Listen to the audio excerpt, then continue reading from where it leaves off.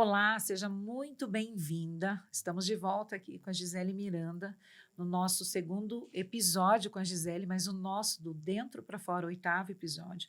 E nós vamos continuar com o tema, um pouquinho desse tema que tá gerando assim, muita alegria, porque uma ressignificação tão grande. E nós vamos falar agora sobre alguns sintomas que ela diagnosticou de acordo com os médicos no caminhar nesses anos. E eu gostaria que ela falasse um pouquinho como ela chegou até esse diagnóstico, quanto tempo ela começou para tratar, quando ela teve o diagnóstico, até ela começou de tratar, e por que ela não tratou no tempo que foi determinado para ela. Sim. Então, eu tenho até muito, né, cuidado de falar, de passar isso, mas eu tive ali as crises de ira, eu tinha muito pensamento de suicídio, muito, muito, isso era muito frequente, talvez era o que mais me levou a buscar o tratamento. Então, eu fui realmente numa psicóloga, porque eu entendia que eu precisava conversar com alguém, falar com alguém, né? E quando eu cheguei nessa psicóloga, ela teve um diagnóstico de bipolaridade precoce, né? Foi muito rápido. E aí me encaminhou para um psiquiatra. Quando eu fui no psiquiatra, ele me deu ali um antidepressivo, logo um medicamento para início de um tratamento, né? De um possível tratamento.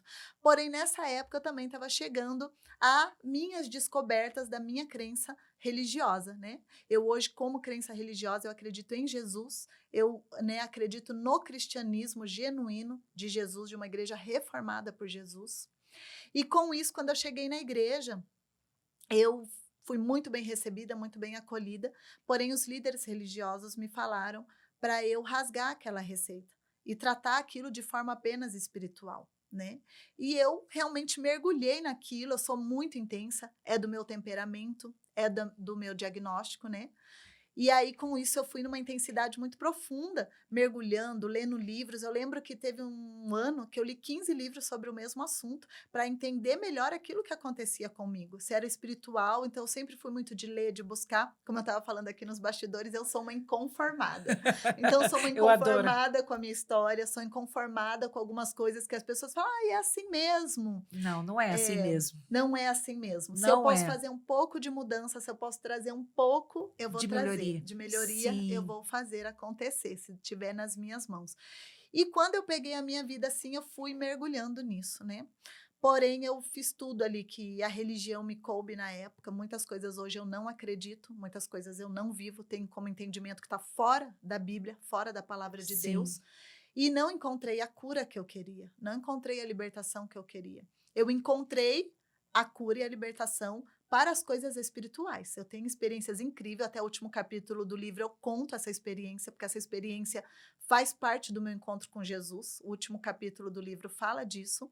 Então, mas existiam curas que eram nas emoções, cura que era neurológica. E por aqueles líderes religiosos, por aquela igreja não ter o conhecimento disso, né? Eu estou falando de uma situação de 15 anos atrás, 16 anos atrás, Que era outra cultura também. outra cultura, Era outra né? cultura. Esse final de semana mesmo eu tive num seminário que Sim. hoje eu vejo ali doutor, pastor, né? Trazendo realmente esse conhecimento, esse entendimento das Essa doenças mentais. integralidade do corpo, alma e Isso, espírito, é as nossas maravilhoso. emoções. É, nós não tínhamos isso. Então, hoje eu também não os culpo, né? Mas eu Sim, não posso deixar de falar que eu fui privada de ter um tratamento adequado, né? E assim eu passei 15 anos num sofrimento muito grande, porque eu realmente tratava só como espiritual, sendo que era neurológico. E aí, em 2017, eu estava pastoreando em Pato Branco e algumas coisas eu não conseguia vencer no meu comportamento, por mais que eu orasse, por mais que eu, né, tivesse ali realmente fazendo tudo aquilo que eu podia de mim, tudo aquilo que eu podia entregar de mim, eu estava entregando. Em 2018 eu engravidei, tive o meu quarto filho, o Ezequiel, né? Em 2019, março de 2019, Ezequiel nasceu. E o que que acontece? Eu tenho um diagnóstico de borderline. Borderline é uma patologia que não tem cura, mas tem, você aprende. Eu falo que as patologias, eu falo, e minha terapeuta fala, e a ciência fala, que você pode não ter cura, você vai ter que aprender a conviver com ela. eu tenho um ditado que eu digo o seguinte, que você não é o teu sintoma. Isso, Você pode escolher, você tem é. um diagnóstico, você tem sintomas, mas você pode escolher um caminho diferente E isso é desse. bem importante, amiga, falar, porque senão as pessoas realmente, elas usam de amuleta, né? Usa muito. E eu entendo que E o buscam um diagnóstico para se privar de outras coisas. Ah, porque eu tenho isso, isso, eu não posso fazer isso. Ah, porque eu tenho isso, porque não. Então, a história, o que você está nos contando aqui, dita um pouco diferente. Se uma pode, todas é. podem. E eu acredito que o borderline é é o sentido que eu dou para as coisas, não é o que eu tenho, é o que eu estou vencendo, né? Exatamente isso. E Você eu não é o teu sintoma. E eu acredito que quando a gente tem uma depressão, o borderline, principalmente, que você vai de um extremo ao outro, Sim, eu 8 ou acho. 80, a gente É, usa, né? De 8 a 80. exatamente. Eu usava muito essa frase, assim. E eu falo que você tem que se perdoar, muitas vezes. Né? Eu sei que os sentimentos, assim como eles vêm de euforia, eles vêm de tristeza. E eu preciso recalcular a rota quantas vezes for No preciso. mesmo dia, quantas vezes for preciso, no mesmo dia, recalcular a rota. Não é uma vez por mês, uma vez por. Se Exatamente, for não. necessário recalcular a rota no mesmo dia, tomei uma decisão, não dei conta de tomar dessa decisão, a minha emoção, o meu bem-estar, o meu de dentro é mais importante do que, de fato, poder agradar alguém. Esse recalcular a rota fala de cuidar de dentro. Então, você não é o seu sintoma. Isso. E ali, com muitas mudanças hormonais e muitas coisas, eu tive algumas decepções muito naquela época ali, muito de mudanças mesmo, né? Minhas duas filhas tinham ido para o Canadá, eu tinha tido um bebê, então foram muitas mudanças, estava em outra cidade e resolvi voltar. Quando eu resolvi voltar, tinha algumas coisas que eu queria tratar já no meu comportamento que não mudava, eu busquei a terapia. Na verdade, eu estava buscando a terapia em Pato Branco, já falando com essa terapeuta aqui em Curitiba, que é minha terapeuta hoje. E aí eu cheguei no fim, eu voltei para Curitiba, me mudei para cá e iniciei o tratamento com ela. Parei e voltei, né? E ali ela me deu o diagnóstico de borderline depois de mais de um ano me acompanhando. Você veja só. A primeira médica te atendeu em quanto tempo? Uma consulta? Duas? Nossa, um mês, dois, umas 4 Umas consultas. 4 consultas deu um diagnóstico. Olha, a preocupação hoje da terapeuta de cuidar com Isso é quem muito você é sério. muito Sim. sério. E depois de um ano você teve esse diagnóstico de borderline. E como você enfrentou quando você teve esse diagnóstico? Eu aceitei até que bem, porque tudo já fazia muito sentido, eu já tinha tido muitos avanços, né? E por isso que eu falo, a religião é uma coisa, a minha crença em Jesus é outra. Então, a minha crença com Jesus, esse caminhar realmente em Jesus, já tinha me feito entender e perceber muitas coisas de modo diferente, como o perdão. O perdão foi algo assim que para mim foi como respirar, sabe? Sim. E algo que eu falo assim, fala, Gil, o que Jesus te trouxe de mais precioso na vida? Eu falo a paz, poder respirar, perdoar e ter paz. Então, eu tinha encontrado esse lugar, mas eu queria muito, muito encontrar essas outras mudanças no comportamento. Então, por esse entendimento que eu já tinha, em muitos cursos e muita leitura, quando eu recebi o diagnóstico, eu não me choquei. Eu até que eu vou dizer, eu acolhi, tá? Deixa eu entender, então vamos ver. Porém, eu me assustei um pouco. E aí eu demorei um tempo e eu fui ler na internet o que, que era. E minha terapeuta falou, não, vai ler, fui ler, querer saber mais. Fazia muito sentido com a Tem minha vários história. aspectos dentro dele. É, não com a Ele, mulher que eu sou hoje, com a mulher que eu era na época do diagnóstico, mas fazia muito sentido com tudo que eu já tinha vivido.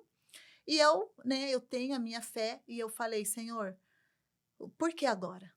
Por que agora? Tanto sofrimento. E ele falou, porque agora não é o que você tem, é o que nós estamos vencendo. E naquele momento eu resolvi dar um sentido também para o borderline. Então eu recebi mais uma vez com um olhar de ressignificar, eu recebi com um olhar de coragem e de realmente falar, isso não define quem eu sou. Vamos lá ver o que é preciso eu fazer para que eu tenha uma melhora de vida, para que eu consiga lidar com isso. Eu brinco que eu luto contra 3 situações: o demônio, o hormônio e o borderline. Falo isso e é verdade.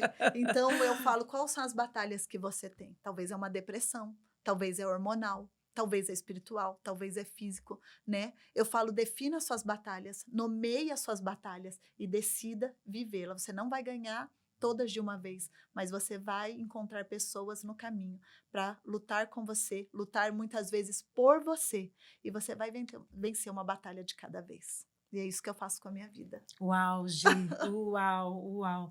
Meu Deus, que inspiradora essa nossa conversa. Eu estou muito feliz de estar aqui com você e você abertamente falando esse assunto que muitas vezes nos limita de falar, não se tem muitos lugares para se falar sobre esses assuntos, um pouco de tabu. E eu quero te agradecer pela disposição do teu coração de estar aqui falando sobre esses assuntos, se desnudando desta forma. E para nossa audiência, o que você gostaria de deixar? Nós estamos finalizando aqui. O que você gostaria de deixar para nossa audiência? Eu acredito que um resumo de tudo isso, né, que a gente compartilhou aqui, definindo realmente quem você quer ser, deixando para trás tudo aquilo que aconteceu, que foi. Eu vejo quantas mulheres hoje têm as suas dores escondidas pela vergonha, pela tristeza, e encorajar você, mulher, a realmente viver algo novo e diferente, como é o tema desse podcast, de dentro para fora, você pode escrever o seu Como Cheguei Até Aqui. Muito obrigada, Gi. Muito obrigada por estarem aqui conosco e até a próxima.